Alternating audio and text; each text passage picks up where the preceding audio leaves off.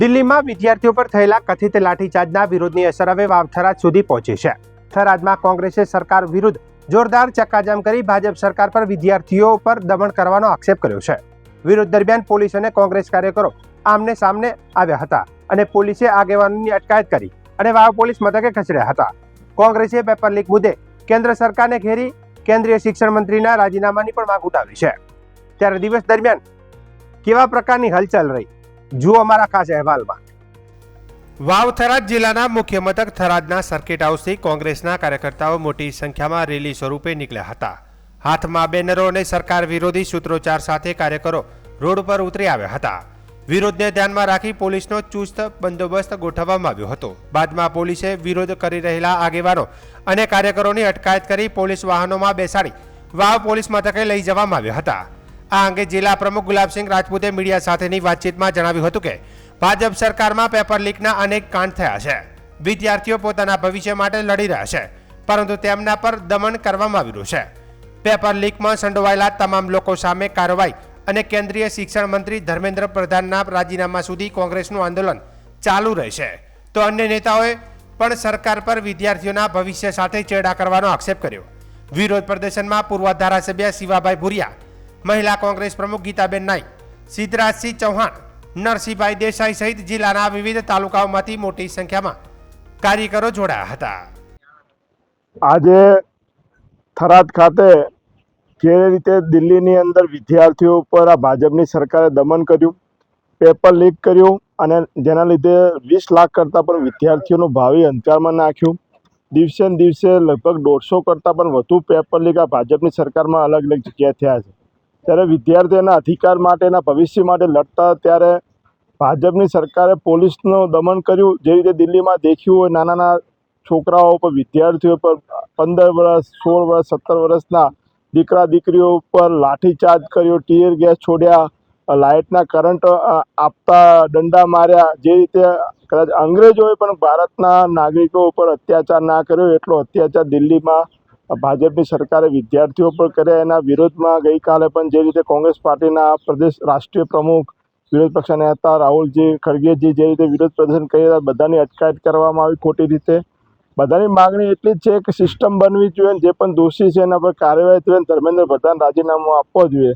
જ્યાં સુધી રાજીનામું નહીં આપે ત્યાં સુધી અલગ અલગ જગ્યાએ કોંગ્રેસ પાર્ટી અને વિદ્યાર્થીઓ આંદોલન કરતા રહેશે। આજે આખા સમગ્ર ભારતમાં નીટના પેપરો ફૂટી રહ્યા છે।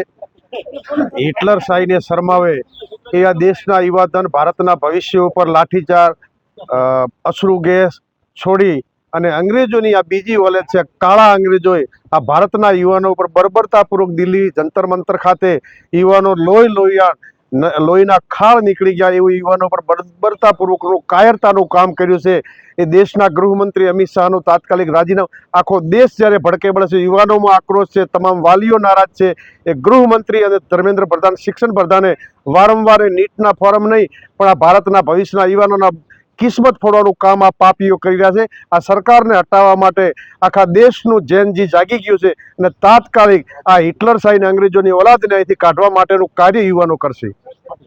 ખોટું ક્યાંક યુવાનો ઉપર જ્યારે બર્બરતાપૂર્વક લાઠીચાર્જ અને પોલીસ નહીં, એમના ભાડુઆતું ગુંડાઓને લાવીને યુવાધન ઉપર, એ યુવાનો ઉપર બર્બરતાપૂર્વકનું જે શરમસાર આ દેશનું નાક ઝૂકી જાય એવું કાર્ય કર્યું છે।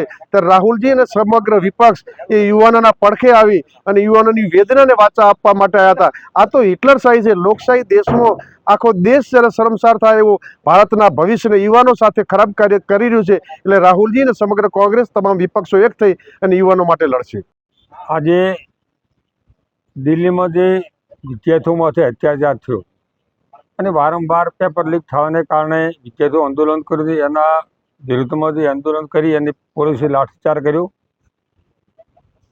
વિદ્યાર્થીઓને ખોટી રીતે કરંટ આવ્યા, ખોટી રીતે હેરાન કર્યા અને એના અનુસંધાનમાં કાલે કોંગ્રેસના તમામ નેતાઓએ દિલ્હીમાં આંદોલન કર્યું, એમની પણ ધરપકડ કરવામાં આવી। એના અનુસંધાને અમે અત્યારે થરાદ ખાતે પણ આંદોલન કરવા એકઠા થયા હતા।